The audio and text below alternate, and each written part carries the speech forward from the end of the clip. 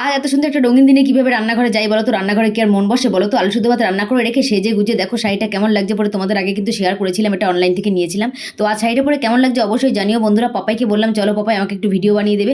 চলে এসেছি ছাদে, কিছু ছবি তুলে নিলাম আর সোনাইকে আর পাপাইকে সুন্দর করে রং মাখিয়ে দিলাম।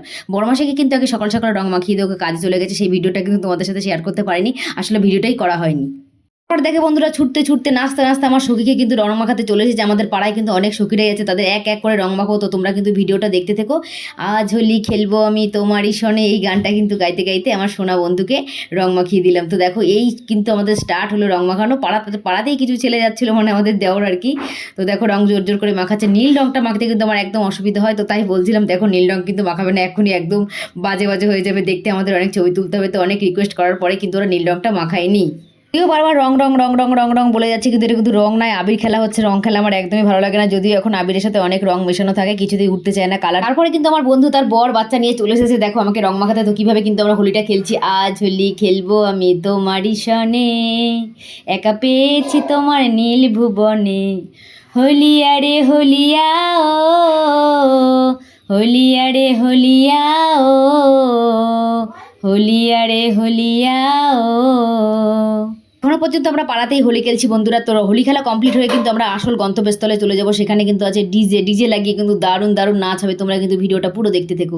তো বন্ধু কিন্তু আমাদের সবাইকে আইসক্রিম খাইয়ে দিল, সুন্দর করে আইসক্রিম খেয়ে নিলাম, আবির টাবির দিয়ে ভরিয়ে কিন্তু আইসক্রিম খেয়ে একদম দাঁতগুলো। আমাকে যদি কেউ রং বা হোলি মাখাতে আসে আমি কিন্তু একদম হুড়োহুড়ি করি না, তার কারণ হচ্ছে কি কোনো একটা বিপদ হয়ে যেতে পারে। কেউ যদি রং মাখাতে চায় আমি চুপ করে দাঁড়িয়ে থাকি, যদি হুটোপাটা করে দেবে না জোরাজুরি জোর জবস্তি যদি করা হয় না, তাহলে কিন্তু চোখে মুখে অন্য জায়গায় লেগে যেতে পারে। তার জন্য কিন্তু আমি চুপচাপ স্থির হয়ে দাঁড়িয়ে থাকি। তো আমাকে যারা হোলি দেয় আমি চুপচাপ সুন্দর করে হোলিটা মেখে নিই।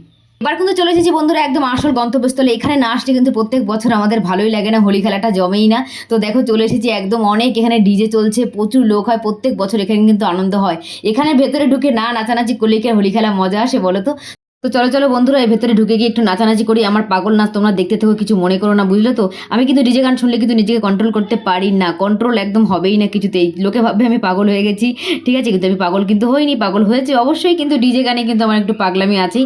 ডিজে গান থামবে তারপরে আমি থামবো, ডিজে গান যদি না থামে আমাকে কিন্তু থামানো খুব মুশকিল বন্ধুরা। তো তোমরা কিন্তু দেখতেই পাচ্ছ ভিডিওটা, কিন্তু গানটা আমি সত্যি দিতে পারলাম না।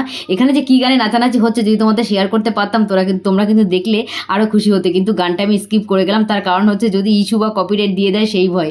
তো দেখতেই পাচ্ছ কত আনন্দ করে নাচানাচি করছি, জীবনে কিন্তু আনন্দটাই মেন। আমি কিন্তু জীবনটাকে আনন্দ ফুর্তিতে কাটিয়ে দিতে ভালোবাসি বন্ধুরা, নিরাশ হয়ে থাকতে একদমই পছন্দ করি না। আমার যদি জীবনে কোনো দুঃখ বা কষ্ট আসে আমি কিন্তু সেটাকে উড়িয়ে দিয়ে কীভাবে আনন্দের মধ্যে থাকতে হয় সেটাই চেষ্টা করি। কিন্তু মাঝে মাঝে বন্ধুরা যখন একা হয়ে যায় তখন নিজেকে বড্ড খারাপ লাগে।